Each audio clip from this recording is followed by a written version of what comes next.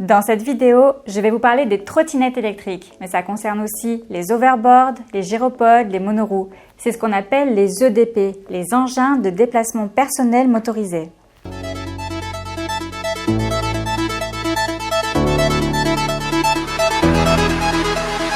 Vous l'avez tous remarqué, dans nos villes, ces nouveaux véhicules électriques ont envahi les rues. Alors c'est très bien parce que c'est un mode de transport qui est plus écologique que l'utilisation d'une voiture, mais ça peut être aussi très dangereux.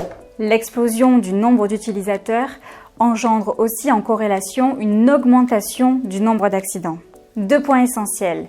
Au niveau des responsabilités, les utilisateurs de ces engins ne savent pas forcément que s'ils blessent quelqu'un, par exemple un piéton, ils ne sont pas automatiquement couverts par leur assurance responsabilité civile.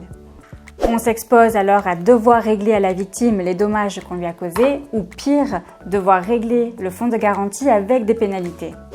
Ça vaut le coup, avant de monter sur une trottinette électrique, de vérifier que votre assurance vous couvre bien pour ce type de dommages. Et il faut savoir que de plus en plus de compagnies le proposent. Au niveau des règles d'utilisation qui seront applicables à partir de septembre 2019, une vitesse maximale de 25 km/h, une interdiction de transporter un passager, une interdiction de rouler sur les trottoirs par principe, être âgé au minimum de 8 ans pour utiliser les trottinettes, pas d'obligation de porter un casque sauf pour les moins de 12 ans, et bien évidemment, obligation de respecter le code de la route, à un feu rouge, en trottinette, je m'arrête quand même.